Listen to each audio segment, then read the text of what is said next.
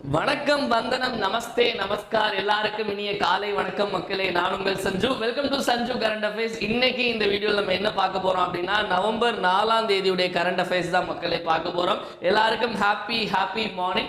எப்பவும் போல நம்ம கிளாஸ் ஸ்டார்ட் பண்றதுக்கு முன்னாடி லாஸ்ட் கிளாஸ்ல என்ன பார்த்தோமோ அதை ஒரு வாட்டி ரிவைஸ் பண்ணிட்டு இன்னைக்கான கிளாஸ்க்குள்ள பார்ப்போம். அந்த வகையில் நேற்று வந்து நவம்பர் 2 and 3ஆம் தேதிக்கான கரண்ட் அஃபேர்ஸ் ஃபிளாஷ்பேக் நம்ம ஒரு வாட்டி ரிவைஸ் பண்ணிடலாம். என் கூட சேர்ந்து நீங்களும் ஆன்சர் போடுங்க. ரிவைஸ் பண்ண மாதிரி இருக்கும் மக்களே. Who is appointed as the first spokesperson of Tamil Nadu Police Department? Tamil Nadu காவல்துறையின் முதல் செய்தி தொடர்பாளராக நியமிக்கப்பட்டவர் வந்து முத்தரசி அவர்கள். Option A. அடுத்த கேள்வி, which is India's dirtiest cityன்னு சொல்லியிருக்காங்க. அதாவது இந்தியாவில் வந்து மிகவும் சுத்தமில்லாத நகரம் அப்படிங்கிறது எது அப்படின்னா மதுரை. Option C. அடுத்த கேள்வி, which city is recognized as city of gastronomy? சமையல் நகரம் அப்படின்னு யுனெஸ்கோவால் அங்கீகரிக்கப்பட்ட நகரம் லக்னோ அப்படிங்கிறத சரியான விடை. அடுத்த கேள்வி, name the heaviest communication satellite launched by ISRO. இஸ்ரோவால் ஏவப்பட்ட மிகப்பெரிய தகவல் தொலைத்தொடர்பு செயற்கைக்கோள் யாது அப்படின்னா CMS-03 இல்லைன்னா GSAT-7R அப்படின்னு பார்த்தோம். அடுத்த கேள்வி, ஐசிசி விமென்ஸ் வேர்ல்ட் கப் ஜெயிச்சது யார் அப்படின்னா நம்ம இந்தியன் டீம் தான். இது 13வது எடிஷன் இது. அடுத்த கேள்வி நமக்கு வந்து ஃபிடே செஸ் வேர்ல்டு கப் வந்த செஸ் உலக கோப்பைக்கு யாருடைய பெயர் வச்சிருக்காங்க அப்படின்னா விஸ்வநாதன் ஆனந்தருடைய பெயரை வச்சிருக்காங்க. Option A. அடுத்த கேள்வி, ரோஹன் போப்பன்னா எந்த விளையாட்டோடு தொடர்புடைய அப்படின்னா டென்னிஸ். ரிட்டையர் ஆயிட்டார் இப்போ. Next, international day for biosphere reserve, சர்வதேச உயிர்கோள காப்பக தினம் இன்னைக்கு அப்படின்னா நவம்பர் 3ஆம் தேதி.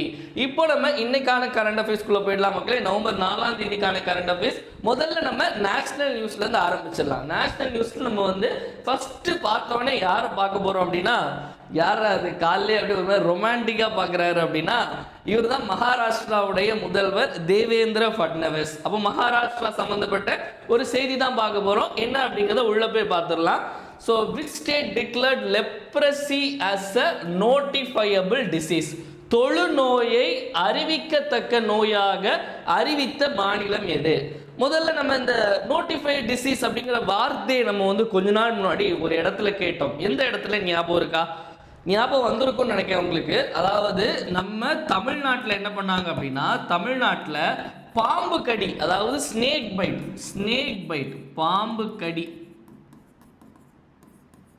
பாம்பு கடியை வந்து என்னவா டிக்ளேர் பண்ணாங்க அப்படின்னா நோட்டிஃபையபிள் டிசீஸ், அதாவது அறிவிக்கத்தக்க நோயாக வந்து இந்த பாம்பு கடியை அறிவிச்சாங்க. Snake byte. இந்த இப்போ ஒரு விஷயத்த, ஒரு நோயை வந்து அறிவிக்கத்தக்க நோயாட்டு, அதாவது நோட்டிஃபையபிள் டிசீஸ் ஆட்டு டிக்ளேர் பண்றாங்க அப்படின்னா அதுக்கு அது சம்பந்தமா நிறைய ரிசர்ச் அவங்க பண்றதுக்கான வாய்ப்பு கிடைக்கும். அது சம்பந்தமா நிறைய ஃபண்டிங் வாங்கலாம். இந்த மாதிரி நிறைய விஷயங்கள் அதுக்காக பண்ண முடியும். ஸோ நம்ம ஊர்ல எப்படி ஸ்னேக் பைட்டுக்கு பண்ணாங்களோ அதே மாதிரி மகாராஷ்டிராவில் என்ன பண்ணியிருக்காங்க அப்படின்னா லெப்ரசிக்காக பண்ணியிருக்காங்க, தொழுநோய்க்காக.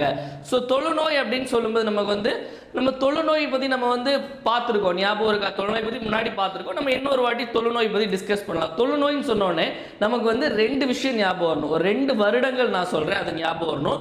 ஒன்று 2027, இன்னொன்று 2030. 2027 என்ன? அதாவது தொழுநோய் அப்படிங்கிறது ஒருத்தங்கிட்ட இருந்து இன்னொருத்தங்களுக்கு பரவும். ஓகேவா? அந்த பரவக்கூடியதை கட் பண்ணணும். அதாவது ஜீரோ டிரான்ஸ்மிஷன், ஒருத்தங்கிட்ட இருந்து இன்னொருத்தங்களுக்கு பரவாம பார்த்துக்கிறது வந்து ஒரு டார்கெட் வச்சிருக்காங்க. 2027 வந்துச்சு, 27க்குள்ள ஒருத்தங்கள்ட்ட இருந்து இன்னொருத்தங்களுக்கு பரவாம பார்த்துக்கணும் அப்படின்னு சொல்லிட்டு 2027 தான் டார்கெட். இது மகாராஷ்டிராக்கு இல்ல, மொத்த இந்தியாவுக்குமே இதான் டார்கெட். அப்புறம் 2030 என்ன அப்படின்னா, இப்போ பரவாம மட்டும் இருந்தா போதுமா, அந்த நோயை அடியோட ஒழிக்கணும்ல, எராடிகேட் பண்றது. அதாவது லெப்ரசி, தொழுநோயை வந்து ஒழிப்பு, தொழுநோயை ஒழிக்கிறதுக்கான டார்கெட் வந்து 2030. ஜீரோ டிரான்ஸ்மிஷனுக்கான ஆண்டு வந்து 2027. ஓகேவா? நமக்கு உலக லெப்ரசி, அதாவது வேர்ல்ட் லெப்ரசி டே, உலக தொழுநோய் தினம் அப்படின்னு சொல்லிட்டு நமக்கு வருஷந்தோறும் நம்ம வந்து அனுசரிப்போம். அந்த வேர்ல்டு லெப்ரசி டே, தொழுநோய் தினம் அப்படிங்கிறது வந்து பர்டிகுலரா ஒரு டேட் அப்படிங்கிறது நமக்கு கிடையாது. ஜனவரி மாதம் இருக்குல்ல, ஜனவரி மாதத்தினுடைய கடைசி ஞாயிற்றுக்கிழமை, லாஸ்ட் சண்டே தான் வந்து உலக தொழுநோய் தினம். ஓகேவா? இந்த 2025 வந்து தொழுநோய் தினம் எப்போ வந்துச்சு அப்படின்னா ஜனவரி 26. ஓகேவா? ஸோ இதுக்கு வந்து இந்த வருஷத்துக்கான கருப்பொருள் என்ன அப்படின்னு பார்த்தீங்க அப்படின்னா யுனைட் ஆக்ட் எலிமினேட் அப்படிங்கிறது இந்த வருஷத்துக்கான தொழுநோய் தினத்துக்கான கருப்பொருள். யுனைட் ஆக்ட் எலிமினேட் அப்படிங்கிறது. ஓகேவா? ஸோ இதெல்லாம் ஞாபகம் வச்சுக்கோங்க. அதே மாதிரி இந்த தொழுநோயை ஒழிக்கிறதற்காக மத்திய அரசு மேற்கொண்ட 2 திட்டங்கள் பற்றி சொல்கிறேன். எக்ஸாம்பிள் கேள்வி கேட்பாங்க. ஒன்று வந்து என்எல்சிபி, இன்னொன்று என்எல்இபி. இந்த என்எல்சிபி அப்படின்னா என்ன அப்படின்னா நேஷனல் லெப்ரசி கண்ட்ரோல் ப்ரோக்ராம். இப்போ இந்த சி அப்படிங்கிறது control, national leprosy control program, தமிழ்ல தேசிய தொழுநோய் கட்டுப்பாட்டு திட்டம். தேசிய தொழுநோய் கட்டுப்பாடு திட்டம். இது வந்து எப்போ கொண்டு வரப்பட்டதுன்னா 1955. அதற்கு அடுத்தது இந்த என்எல்இபி அப்படிங்கிறது நேஷனல் லெப்ரசி எராடிகேஷன் ப்ரோக்ராம், அதாவது தேசிய தொழுநோய் ஒழிப்பு திட்டம். தேசிய தொழுநோய் ஒழிப்பு திட்டம். ஓகேவா? அதாவது முதல்ல கண்ட்ரோல் பண்ணணும் அப்படின்னு ஒரு ப்ரோக்ராம் வைக்கிறாங்க. அந்த ப்ரோக்ராம் எப்படி மாறுது அப்படின்னா 1983 நமக்கு நேஷனல் லெப்ரசி எராடிகேஷன் ப்ரோக்ராமா மாறுது. நேஷனல் லெப்ரசி எராடிகேஷன்னா ஒழிக்கிறது, கண்ட்ரோல்னா கட்டுப்படுத்துறது. ஸோ இந்த இயர் ரொம்ப முக்கிய மக்களே. நமக்கு வந்து ஃபுல் ஃபார்ம் அப்ரிவேஷன் மாதிரி கொஸ்டின் கேட்குறாங்க. அப்படி கேட்டால் ஆன்சர் போடணும். என்எல்சிபி அப்படிங்கிறது 1955, என்எல்இபி அப்படிங்கிறது 1983 அப்படிங்கிறது ஞாபகம் வச்சுக்கோங்க. எக்ஸாம் பாயிண்ட் ஆஃப் வியூல லெப்ரசி பத்தி क्वेश्चन கேட்டாங்க அப்படினா இதுல இருந்தா क्वेश्चन வரும். இப்போ இந்த செக்ஷன் நான் இப்போ லாஸ்டா சொன்னேன்ல, இதுல இருந்து கேள்விகள் கேக்குறாங்க.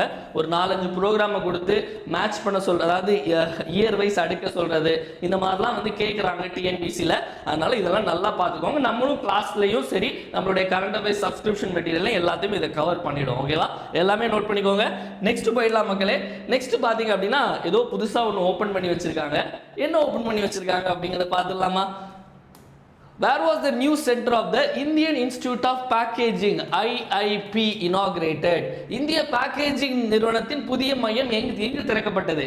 அதாவது ஐஐடி கேள்விப்பட்டிருக்கோம், இந்தியன் இன்ஸ்டிடியூட் ஆஃப் மேனேஜ்மெண்ட் கேள்விப்பட்டிருக்கோம். இது என்ன IIP, Indian Institute of Packaging அப்படிங்கிறது?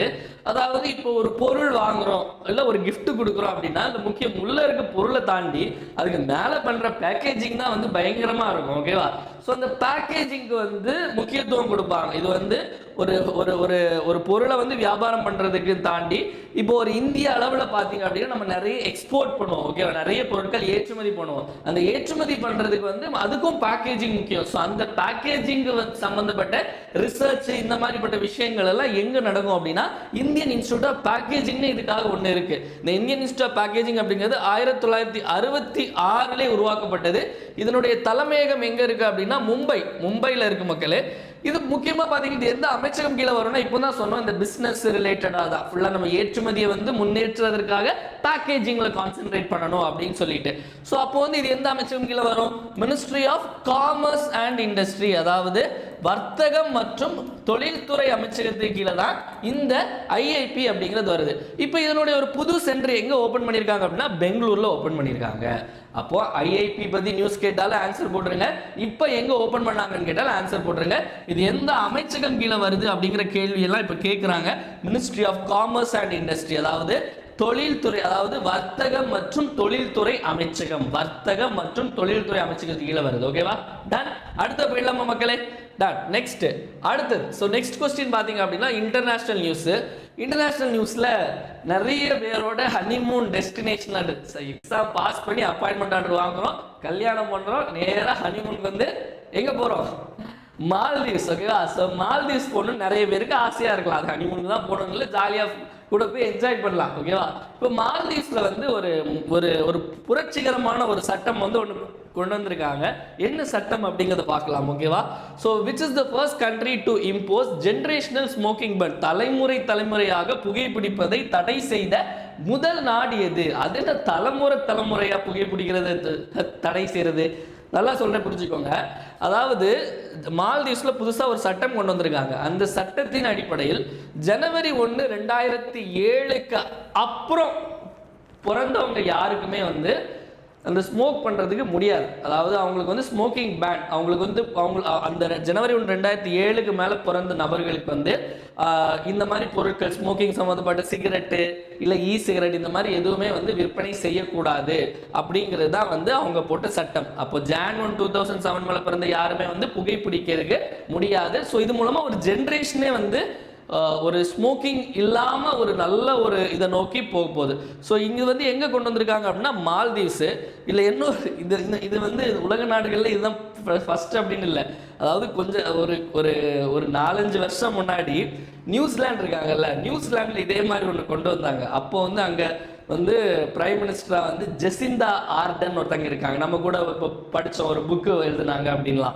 ஸோ நியூசிலாண்டில் வந்து இதே மாதிரி கொண்டு வந்தாங்க. ஜனவரி 1, 2009க்கு மேலே பிறந்தவங்க யாருக்குமே வந்து ஸ்மோக்கிங் பண்ணக்கூடாது, தடை, அவங்களுக்கு விற்கக்கூடாது, இல்லைன்னா பெரிய ஃபைன் அப்படின்லாம். ஆனால் என்ன அப்படின்னா அடுத்த கவர்மெண்ட் வந்துச்சு, அவங்க கவர்மெண்ட் போய் அடுத்த கவர்மெண்ட் வந்தோடனே இதை தூக்கி அப்படியே குப்பையில் போட்டாங்க. அதாவது இந்த தடையை வந்து நாங்கள் நீக்கிறோம் அப்படின்னு சொல்லிட்டு. என்ன அதாவது என்னோட அசம்ஷன் படி இந்த சட்டம் ரொம்ப நல்ல சட்டம். ஆனால் வந்து இப்போ வந்து அங்கே யாருடைய கவர்மெண்ட் அப்படின்னா அந்த முகமது முய்சு அப்படின்னு ஒருத்தர் இருக்காரு. இவருடைய கவர்மெண்ட் முடிஞ்சு அடுத்த கவர்மெண்ட் வந்தோடனே இந்த சட்டத்தை தூக்கி குப்பையில் போட்டுருவாங்க, ரிவோக் பண்ணிடுவாங்க. ஏன் அப்படின்னா அதான் நடக்கும். ஒருத்தங்க கொண்டு வந்து ஏன்னா இது வந்து பயங்கரமாக வந்து இந்த சட்டம் வந்து இவங்க பெரிய அதாவது ஜென்ரேஷனல் வைஸ் வந்து இது வந்து ஒரு நல்ல விஷயம். ஆனால் வந்து அவங்க முக்கியமாக வந்து இது வந்து டூரிஸ்ட்டுக்கும் இது கம்பல்சரி அப்படின்னு சொல்லியிருக்காங்க. மால்தீவ்ஸுடைய பொருளாதாரமே பார்த்தீங்க அப்படின்னா சுற்றுலாத்துறை நம்பி தான் இருக்குது. அதுவும் வந்து மோஸ்ட் ஆஃப் அந்த வேறு சைட்லேருந்து வர எல்லாருமே வந்து ஸ்மோக்கிங்னு இருப்பாங்க, ஓகேவா? ஆனால் அந்த மாதிரி இருக்கக்கூடிய இடத்துல நீங்கள் ஸ்மோக்கிங்கு தடை அப்படின்னு சொல்லி போடும்போது அவங்க மால்தீவ்ஸை தாண்டி வேறு இடங்களுக்கு போக ஆரம்பிப்பாங்க. செய்ஷல்ஸோ இல்லை வந்து வேறு ஒரு லங்காவி ஐலாண்ட்ஸோ அந்த மாதிரி போக ஆரம்பிப்பாங்க. ஸோ அதனால் டூரிஸ்ட்டுக்கு வந்து ரொம்ப அஃபெக்ட் பண்ணும். ஆல்சோ ஒரு கவர்மெண்ட் கொண்டு வந்து இன்னொரு கவர்மெண்ட் வந்து தூக்கி போடுறதுங்கிறது இயல்பு, அது வந்து நம்ம ஊரில் நடக்கிறது என்ன. ஸோ இதுதான் வந்து மால்தீவ்ஸ் பண்ணினது. இன்னொரு முக்கியமான நியூஸ், மால்தீவ்ஸ்க்கும் இந்தியாவுக்கும் சம்மந்தப்பட்டது வந்து எக்கோரின் அப்படிங்கிறது ஞாபகம் வச்சுக்கோங்க. இதுவும் நமக்கு எக்ஸாம்பிள் கேள்வியாக கேட்பாங்க. இந்த எக்கோரின் அப்படிங்கிறது வந்து இந்தியாவுக்கும் மால்தீவ்ஸ்க்கும் இடையே நடைபெறக்கூடிய கூட்டு ராணுவ பயிற்சி என்னன்னு சொல்லுவோம்னா எக்கோரின் ஞாபகம் வச்சுக்கோங்க. இந்த சட்டத்தை ஞாபகம் வச்சுக்கோங்க, ஓகேவா? டன், கிளியரா? ஸோ எக்கோரின் ரொம்ப முக்கிய மக்களே. அடுத்து போயிடலாமா? ஸோ முய்சு எல்லாமே பார்த்துக்கோங்க. நெக்ஸ்ட் அடுத்த கேள்வி பார்த்தீங்க அப்படின்னா இவருக்கு வர வேலையே இல்லைப்பா, எப்போ பார்த்தாலும் அதாவது ஒரு விஷயம் கண்டுபிடிக்கலாம், அந்த கண்டுபிடிப்பு வந்து ஒரு ஆக்கப்பூர்வமாக இருக்கணுமே தவிர ஒரு அழிவை நோக்கின கண்டுபிடிப்பாக இருக்கக்கூடாது. டெய்லி நானே வந்து நிறைய நியூஸ், இந்த ரஷ்யா நியூஸை வந்து நம்ம கிளாஸில் எடுக்காமல் டைரெக்டாக வந்து மெட்டீரியல் மட்டும் ஆட் பண்ணி ஒரே டெய்லி அது ஒரு வாரத்துக்கு 4 மிசைல் புதுசாக கண்டுபிடிச்சி டெஸ்ட் பண்ணுறானுங்க. இந்த ரஷ்யா இருக்கானுங்க, இந்த நார்த் கொரியா, இதே வேலையாக போச்சு. மறுபடியும் ஒரு நியூஸ் அப்படியே போட்டு எழுதிக்கோங்க, டூம்ஸ்டே மிசைல், டூம்ஸ்டே ஏவுகணை இப்போ ஹைபன் போட்டு ரஷ்யா நோட் பண்ணிக்கோங்க, ஓகேவா? ஸோ எவ்வளோதான் நம்மளும் இந்த மிசைல் பண்ணிக்கிறதுக்கு, ஓகேவா? Done, doomsday missile Russia. அடுத்தது அப்பாயின்மெண்ட்ஸ். ஸோ அப்பாயின்மெண்ட்ஸில் பார்த்தீங்க அப்படின்னா யார் இந்த கேரக்டருடைய பேர் என்னது? சூர்யா இல்லை, சஞ்சய் ராமசாமி, ஓகேவா? ஸோ அந்த சஞ்சய் அப்படிங்கிறது நமக்கு ஞாபகம் இருக்கா? ஸோ இந்த சஞ்சய் ராமசாமி பற்றி பார்க்க போல இப்போ நம்ம பார்க்கும்போது வந்து சஞ்சய் கர்க் பற்றி பார்க்க போகிறோம். Who is appointed as the Director General Bureau of Indian Standards. இந்திய தர நிர்ணய அமைப்பின் இயக்குனர் ஜெனரலாக நியமிக்கப்பட்டவர் யார் அப்படின்னா சஞ்சய் கர்க் அவர்கள். இந்த பிஐஎஸ் அப்படிங்கிறது வந்து இந்த பிஏஎஸ் உடைய சட்டம், பிஏஎஸ் ஆக்ட் பற்றி கேட்கலாம் கொஸ்டின்ல. பிஏஎஸ் ஆக்ட் வந்து 2016 கொண்டு வந்தாங்க. அதாவது Bureau of Indian Standards Act அப்படிங்கிறது நமக்கு 2016 கொண்டு வந்தாங்க. இது எந்த அமைச்சகம் கீழே வரும்? பியூரோ ஆஃப் இந்தியன் ஸ்டாண்டர்ட்ஸ் அப்படிங்கிறது இப்போ நம்ம ஒரு பொருள் வாங்குறோம் அப்படின்னா அந்த பிஏஎஸ் ஸ்டாண்டர்ட்லாம் இருக்கும், ஓகே, தர சான்றிதழ், ஓகேவா? அந்த தர சான்றிதழ்கான சட்டம் தான் வந்து 2016. இது எந்த அமைச்சகம் கீழே வருது அப்படின்னு பார்த்தீங்க அப்படின்னா மினிஸ்ட்ரி ஆஃப் கன்சியூமர் அஃபேர்ஸ், ஓகேவா? அதாவது கன்சியூமர் அஃபேர்ஸ்னா நுகர்வோர் விவகாரங்கள் துறை. Ministry of Consumer Affairs, Food and Public Distribution சொல்லுவாங்க. அதில் அந்த கன்சியூமர் அஃபேர்ஸ் கீழே தான் வரக்கூடியது, ஓகேவா? நமக்கு நுகர்வோர் அமைச்சகம் கீழே வரக்கூடியதான் இந்த பிஐஎஸ் அப்படிங்கிறது. இதற்கு டைரக்டர் ஜெனரலா யாரை தேர்ந்தெடுக்கப்பட்டிருக்காரு அப்படின்னா சஞ்சய் கர்க் அவர்கள். இந்த மற்றவங்களெல்லாம் ஒரு வாட்டி பார்த்தலாம். இந்த விஸ்வஜித் சாஹே அப்படிங்கிறவர் யார் அப்படின்னா கண்ட்ரோலர் ஜெனரல் ஆஃப் டிஃபென்ஸ் அக்கௌண்ட்ஸாக தேர்ந்தெடுக்கப்பட்டிருக்கார். Controller general of defence accounts, அதாவது நமக்கு பாதுகாப்புத்துறை கணக்கு, அதாவது பாதுகாப்புத்துறையுடைய கணக்குகளுடைய பொது கட்டுப்பாட்டாளர் யாரு அப்படின்னா வந்து நமக்கு இந்த விஸ்வஜித் சாஹே அப்படிங்கிறது, ஓகேவா? ஸோ இந்த மாதிரி கேள்வியெல்லாம் உங்களுக்கு வந்து இந்த எஸ்எஸ்சி ஏதாவது டிஃபென்ஸ் சம்மந்தப்பட்ட எக்ஸாம்லாம் நீங்கள் எழுதுறீங்க அப்படின்னா இதெல்லாம் கேட்பாங்க. நெக்ஸ்ட் இந்த பிரியம்படா ஜெயக்குமார் ஸ்ரீனிவாசராஜா அடுத்து நம்ம பார்ப்போம். பிரியம்படா ஜெயக்குமார் இந்த பேர் நம்ம ஆல்ரெடி நம்ம கேள்விப்பட்டிருப்போம். இவங்க வந்து ஒரு புத்தகம் எழுதியிருந்தாங்க. சமீபத்தில் கூட இது ஒரு முந்தானியத்து கூட வந்து இது கமல் வந்து லான்ச் பண்ண மாதிரிலாம் இருந்துச்சு. ஆனால் அந்த புக்கு முன்னாடியே வந்துடுச்சு. இந்த புக்குடைய பேர் வந்து எம்எஸ் சுவாமிநாதன் அப்படிங்கிறது வேற யாரும் இல்லை, நம்மளுடைய இந்திய பசுமை புரட்சியுடைய தந்தை, father of green revolution of India. So அதாவது MS Swaminathan, the man who fed India, the man who fed India அப்படிங்கிற புத்தகம். இந்த புத்தகத்தை எழுதியவர் யார் அப்படின்னா Priyambada Jayakumar. MS Swaminathan the man who fed India அப்படிங்கிற புத்தகத்தை எழுதியவர் பிரியம்படா ஜெயக்குமார் அப்படிங்கிறதையும் நோட் பண்ணிக்கோங்க. ஓகேவா, அடுத்த போயிடலாம் மக்களே. நெக்ஸ்ட் பார்த்தீங்க அப்படின்னா தமிழ்நாடு கிரிக்கெட் அசோசியேஷன். ஓகேவா, தமிழ்நாடுடைய கிரிக்கெட் சங்கத்தினுடைய தலைவராக இவர் தான் தேர்ந்தெடுக்கப்பட்டிருக்கார், ஸ்ரீனிவாச ராஜா. ஓகேவா, so Srinivasa Raj who is appointed as the president of TNCA அப்படின்னா தமிழ்நாடு கிரிக்கெட் அசோசியேஷன். யார் அப்படின்னா வந்து ஸ்ரீனிவாச ராஜ். இதுக்கு முன்னாடி இந்த போஸ்டிங் யார் வச்சிருந்தாங்க அப்படின்னா அசோக் சிகாமணி அப்படிங்கிறவர். பார்த்துட்டு இருக்க நிறைய பேருக்கு தெரிஞ்சிருக்க வாய்ப்பு இல்லை, ஆனால் விழுப்புரம் மாவட்ட மக்களுக்கு வந்து அசோக் சிகாமணி கண்டிப்பாக தெரிஞ்சிருக்கும். ஏன் அப்படின்னா அவருடைய அதாவது அசோக் சிகாமணி வந்து அவர் எம்பியா கூட இருக்காரு நினைக்கிறேன் அந்த சைடில்.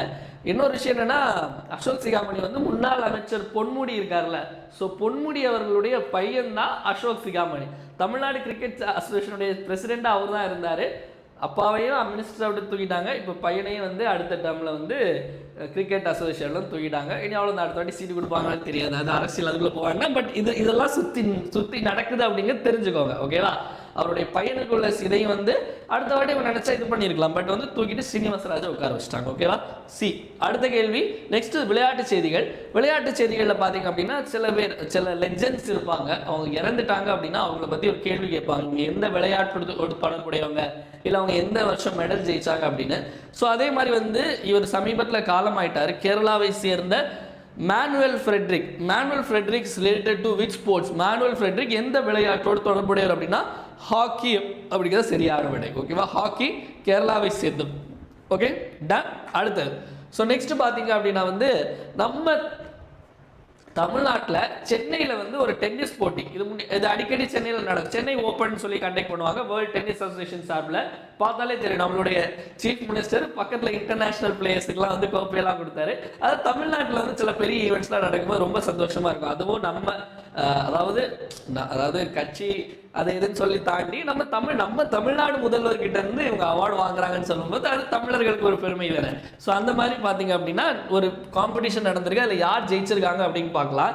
ஜானிஸ் ஜென், டி வந்து silent, Janice Jen won the WTA World Tennis Association 250 Chennai Open title. She belongs to which country? அதாவது Janice Jen WTA 250 Chennai Open பட்டத்தை வென்றார். அவர் எந்த நாட்டை சேர்ந்தவர்? அப்போ உங்களுக்கு கொஸ்டின் வந்து டைரக்டாக சென்னை ஓப்பன் யார் ஜெயிச்சாங்கன்னு கேட்டாங்கன்னா ஜானிஸ் ஜென் போட்டிருக்கோம். ஓகேவா, இவங்க எந்த நாட்டை சேர்ந்தவங்க அப்படின்னா இந்தோனேஷியா நாட்டை சேர்ந்தவங்க. போட்டி எங்கே நடைபெற்று அப்படின்னா சென்னை நுங்கம்பாக்கத்தில் நடைபெற்றது. ஓகேவா, டன். அடுத்து போயிடலாம் மக்களே. ஸோ நெக்ஸ்ட் நம்ம பார்த்தீங்க அப்படின்னா நம்மளுடைய 1 year current affairs subscription. So நம்ம 1 year கரண்ட் அஃபேர்ஸ் சப்ஸ்கிரிப்ஷன் 2026 நடக்கக்கூடிய TNPSC SSC railway exam prepare பண்ணுறவங்களுக்கு இந்த 1 year கரண்ட் அஃபேர்ஸ் சப்ஸ்கிரிப்ஷன் ரொம்பவே யூஸ்ஃபுல்லாக இருக்கும். நம்ம 2024 லான்ச் பண்ணியிருந்தோம். ஸோ அதை தாண்டி 2025 நடந்த group 1, group 2, group 2A mains, group 4 தாண்டி வந்து கேள்விகள் வந்து வரல. 98% ஆஃப் த கொஸ்டின் இதுல இருந்தா வந்துச்சு. அதுக்கான ப்ரூஃபும் நம்ம போட்டிருக்கோம். லாஸ்டா நடந்த செப்டம்பர் 28 நடந்த குரூப் 2 எக்ஸாம்ல 17 கேள்விகள் வந்திருந்து. அதுக்கான ப்ரூஃபும் நம்ம யூடியூப்ல இருக்கு, நீங்க பார்க்கலாம். ஸோ அதே மாதிரி 2026 எக்ஸாம் நோக்கி நம்ம கரண்ட் அஃபேர்ஸ் சப்ஸ்கிரிப்ஷன் லான்ச் பண்ணியிருக்கோம். ஸோ இதுல ஜாயின் பண்றவங்களுக்கு அக்டோபர் 2025 இருந்து செப்டம்பர் 2026 வரைக்கும் வீக்லி கரண்ட் அஃபேர்ஸ் PDF, அதே மாதிரி weekly current affairs test provide பண்ணுவோம். இதுக்கான சாம்பிள் நான் காமிக்கிறேன் உங்களுக்கு. அதே மாதிரி monthly current affairs PDF, monthly current affairs test. டெஸ்ட்னா ஒரு வாரத்துக்கு 25 கொஸ்டின். 25 கொஸ்டினுமே வந்து இப்போ உள்ள டிஎன்பிஎஸ்சி ஸ்டாண்டர்ட்லாம் ஒரு கொஸ்டின் ஒன்லைனரா இருக்காது, எல்லாமே ஸ்டேட்மெண்ட், இந்த choose the character, match, abbreviation அப்படிதான் இருக்கும்.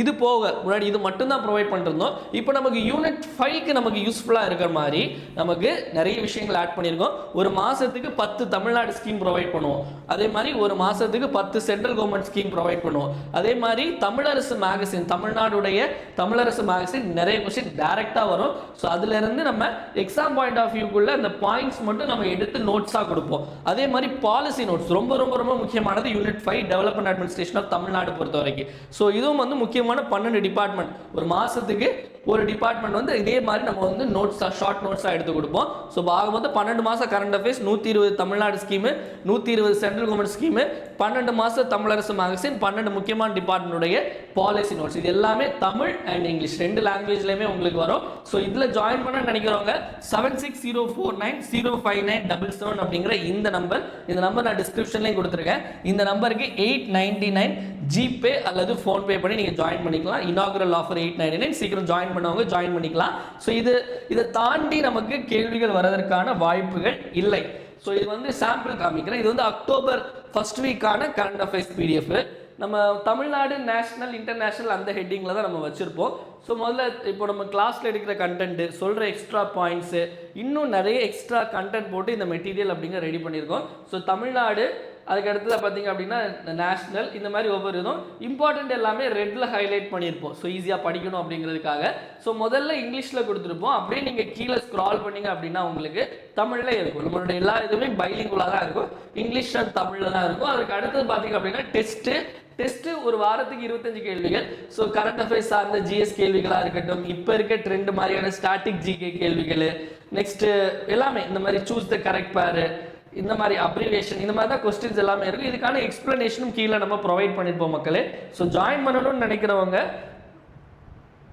இந்த நம்பருக்கு நீங்கள் பேமெண்ட் பண்ணி நீங்கள் ஜாயின் பண்ணிக்கலாம். ஓகேவா? ஸோ நெக்ஸ்ட் பார்த்தீங்க அப்படின்னா வந்து டெய்லி ஒரு ஸ்கீம் டிஸ்கஸ் பண்ணும். தினம் ஒரு திட்டத்தில் பார்த்தீங்க அப்படின்னா ட்ரெக் டிஎன் தமிழ்நாடு அப்படிங்கிற ஒரு திட்டம். ட்ரெக் டிஎன் ஸ்கீம் அப்படிங்கிறது பார்த்தீங்க அப்படின்னா எப்போ ஆரம்பிக்கப்பட்டது அப்படின்னா அக்டோபர் 24, 2024. இதை யார் தொடங்கி வச்சாங்க அப்படின்னா உதயநிதி ஸ்டாலின் அவர்கள் தான் இதை தொடங்கி வச்சார். நான் எல்லா ஸ்கீமும் சொல்ல மாட்டேன், மோஸ்ட்லி சிஎம் தான் ஆரம்பிச்சிருப்பார். இது வந்து டெபுட்டி சிஎம் ஆரம்பிச்சனால சொல்கிறேன். இது வந்து நம்மளுடைய துணை முதல்வர் உதயநிதி ஸ்டாலின் அவர் ஆரம்பிச்சார். பேர்லேயே இருக்குது ட்ரெக் தமிழ்நாடு. இப்போ வந்து இது சிம்பிள், அதாவது நம்ம ஒரு 40 ட்ரெக்கிங் பிளேசஸ் கவர்மெண்ட் சூஸ் பண்ணியிருக்காங்க. அதை வந்து ஈஸி, மீடியம், டிஃபிகல்ட் அப்படின்னு பிரித்து அதில் நம்ம வந்து ஜஸ்ட் அவங்களுடைய அந்த ட்ரெக் டிஎன் தமிழ்நாடு அப்படிங்கிற வெப்சைட்டில் போய் நம்ம புக் பண்ணால் அந்த நாடுக்கு போயிட்டு நம்ம ட்ரெக்கிங் போய்க்கலாம். 18 வயசுக்கு மேலே இருக்கவங்க தாராளமாக ட்ரெக்கிங் போய்க்கலாம். ஸோ இந்த இது முக்கியம். இப்போ 40 இடம் நேற்று கூட நியூஸில் வந்துச்சு. என்ன அப்படின்னா அது அதிகமாக எந்த இடத்துக்கு அப்ளை பண்ணி மக்கள் ட்ரெக்கிங் போகிறாங்க அப்படின்னா வந்து திருப்பத்தூரில் அந்த ஏலகிரி, அங்கே தான் நிறைய பேர் ட்ரெக்கிங் போகிறாங்க அப்படிங்கிற நியூஸ் வந்துச்சு. உங்களுக்கு என்ன ஒரு தகவல், அதாவது தினம் ஒரு தகவல் வந்து கொடுக்கலாம் அப்படின்னு ஒரு ஆசை. ஓகேவா? அதாவது நம்ம நிறைய நியூஸ்லாம் படிக்கும்போது அங்கங்கே சில தகவல்கள்லாம் இருக்கும். அதை டெய்லி ஒரு தகவல், சும்மா ஜஸ்ட் ஒரு 10 செகண்ட் ஒரு தகவல் ஷேர் பண்ணிக்கலான் இருக்கேன். அதாவது நம்மளுடைய தமிழ்நாட்டில் சென்னை சென்ட்ரல் அப்படிங்கிற ஒரு ரயில்வே ஸ்டேஷன் இருக்குது. சென்னை சென்ட்ரல் வந்து அதாவது சென்னை சென்ட்ரல் ரயில்வே ஸ்டேஷன் வந்து இப்போ எப்படி பேர் மாற்றிருக்காங்க அப்படின்னா அதாவது புரட்சி தலைவர் டாக்டர் எம்ஜிஆர் ரயில் நிலையம் அப்படின்னு சொல்லிட்டு மாற்றிருக்காங்க. புரட்சி தலைவர் doctor MGR central railway station அப்படின்னு சொல்லிட்டு மாற்றிருக்காங்க. அந்த எப்போ வந்து சென்ட்ரல் ரயில்வே ஸ்டேஷனுக்கு வந்து எம்ஜிஆருடைய பெயர் வந்து மாற்றினாங்க அப்படின்னு பார்த்தீங்க அப்படின்னா ஏப்ரல் 5, 2019. ஓகேவா? ஸோ இதெல்லாம் நோட் பண்ணி வச்சுக்கோங்க. நம்ம நிறைய நியூஸ் பேப்பர் படிக்கும்போது அங்கங்கே தினம் ஒரு தகவல்னு பார்ப்பேன். ஸோ அது வந்து உங்ககிட்ட ஷேர் பண்ணணும்னு நினச்சேன். 5/4/2019 சென்னை சென்ட்ரலுக்கு எம்ஜிஆர். இந்த டெய்லி இது சொல்கிறது உங்களுக்கு ஓகேவா, இல்லை இது வந்து இல்லையா அப்படிங்கிறத சொல்லுங்கள். நம்ம இதை நம்ம தனியாக ஒரு செக்ஷன் போட்டு நம்ம வந்து டெய்லி நம்ம எடுக்கலாம். ஓகேவா? அடுத்தது ஸோ நெக்ஸ்ட் பார்த்தீங்க அப்படின்னா கமெண்ட் யுவர் ஆன்சர் செக்ஷன். நேற்று கேட்ட கேள்வி, திருக்குறள் சிறப்பை கூறும் நூல் வந்து குமரேச வெண்பா, ஆப்ஷன் ஏ. இப்போ இன்னைக்கான கேள்வி வந்து பொறுத்துக. இந்த சைடில் ஜெயகாந்தன், தர்மன், கீரா, ஆர் சூடாமணி. இந்த சைடில் இருக மூடிய கதவுகள், நிலைநிறுத்தல், சோகவனம், தர்க்கத்திற்கு அப்பால். மேட்ச் த ஃபாலோயிங் கரெக்டாக மேட்ச் பண்ணி ஏஆ, பிஆ, சிஆ, டிஆ அப்படிங்கிறத மறக்காம கமெண்ட் செக்ஷனில் கமெண்ட் பண்ணுங்க மக்களே. வீடியோ லைக் பண்ணால் பார்த்துருந்தீங்க அப்படின்னா மறக்காம லைக் பண்ணிட்டு வீடியோ பாருங்க.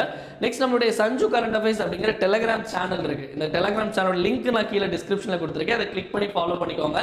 இல்லை டெலிகிராமில் போய் சஞ்சு கரண்ட் அஃபேர்ஸ்ன்னு டைப் பண்ணாலும் வரும். இதில் நம்ம டெய்லி கரண்ட் அஃபேர்ஸ் குவிஸ் போடுவோம். அதே மாதிரி ப்ரீவியஸ் இயர் கொஸ்டினுக்கான ஒரு free test batch daily evening வந்து டெய்லி 20 கொஸ்டின்ஸ் போவோம். அது கிட்டத்தட்ட வந்து ஒரு 20-25 நியூஸ் பேப்பர் முடிச்சிட்டோம். அதை மறக்காம போய் அட்டன் பண்ணுங்க. அதே மாதிரி Dinamani news paper cutting, Hindu news paper cutting, exams அந்த நிறைய விஷயங்கள் எல்லாம் அப்டேட் பண்ணுவோம். மறக்காம டெலிகிராம் சேனலை ஃபாலோ பண்ணிக்கோங்க. இவ்வளோ நேரம் நிறைய விஷயங்கள் பார்த்தோம். ஒரு டைம் எல்லாத்தையும் ரிப்பீட் பார்த்தலாம். என் கூட சேர்ந்து நீங்களும் ஆன்சர் போடுங்க. லெப்ரஸியை நோட்டிஃபையபிள் டிசீஸாக டிக்ளேர் பண்ணது வந்து மகாராஷ்டிரா. அறிவிக்கத்தக்க நோயை, தொழுநோயை. இந்தியன் இன்ஸ்டியூட் ஆஃப் பேக்கேஜிங்குடைய புது சென்டர், புது மையம் எங்கே அப்படின்னா பெங்களூரில். அடுத்த கேள்வி, இந்த ஸ்மோக்கிங் பேன், நமக்கு புகைப்பிடிக்க தடை எங்கே அப்படின்னா வந்து மால்தீவ்ஸில். அடுத்த கேள்வி, டூம்ஸ்டே மிசைல் ரஷ்யா. அடுத்தது நமக்கு பிஐஎஸ் உடைய டைரக்டர் ஜெனரல் வந்து சஞ்சய் கர்க் அப்படின்னு பார்த்தோம். அடுத்தது தமிழ்நாடு கிரிக்கெட் அசோசியேஷனுடைய சேர்மன் வந்து ஸ்ரீனிவாச ராஜ். அடுத்த கொஸ்டின், மேனுவல் ஃப்ரெட்ரிக் அப்படிங்கிறவர் வந்து ஹாக்கி விளையாட்டோடு தொடர்புடையவர். இந்த ஜானிஸ் ஜென் அப்படிங்கிறவங்க இந்தோனேஷியா சேர்ந்தவங்க சென்னை ஓப்பனில் வந்து ஜெயிச்சிருக்காங்க. வீடியோவோட எண்டுக்கு வந்தாச்சு மக்களே. வீடியோ பிடிச்சிருந்தா மறக்காம லைக் பண்ணுங்க, உங்க ஃப்ரெண்ட்ஸ் எல்லாருக்கும் ஷேர் பண்ணுங்க. வீடியோ யூஸ்ஃபுல்லாக இருந்து நினைச்சீங்கன்னா மறக்காம கமெண்ட் செக்ஷன்ல வீடியோ எப்படி இருந்துச்சு அப்படிங்கிறத கமெண்ட் பண்ணுங்க. ஏன்னா உங்களுடைய கமெண்ட்ஸ் தான் என்னுடைய பூஸ்ட், போனிட்டா, ஹார்லிக்ஸ், மைலோ, காம்ப்ளான் எல்லாமே. அதனால மறக்காம கமெண்ட் செக்ஷன்ல கமெண்ட் பண்ணுங்க மக்களே. டெலிகிராம்ல போடுற குவிஸ் எல்லாரும் மறக்காம அட்டன் பண்ணுங்க. மீண்டும் நாளைக்கு காலையில 7 மணிக்கு அந்த ஃபேஸ் கிளாஸ் சந்திப்போம். நன்றி, வணக்கம். இந்த நாள் இனிய நாளாக அமையட்டும். வாழ்க தமிழ், வளர்க தமிழ்நாடு.